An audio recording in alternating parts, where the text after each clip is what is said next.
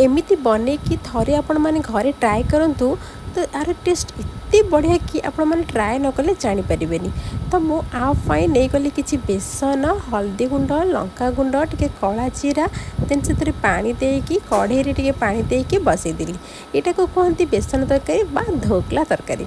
Then तापर थाली को टिके तेल लगे काढ़ी देकी छोट छोट पनीर परी पीस करी काढ़ी देली।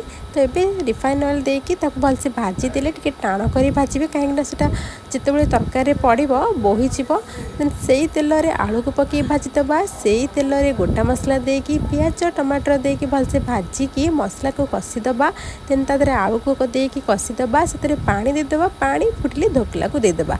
मन रखिथे आपण मैंने टिके अधिक करी पानी देबे कहीं ढोकला सब बेले पानीटा को टाणी निए। केते सुंदर भाव में बनी जाइए देखंतु। देन गरम मसला देकी रेडी करदेबा ढोकला तरकारी। निश्चय ट्राए करंतु आर टेस्ट बहुत बढ़िया लगिबो।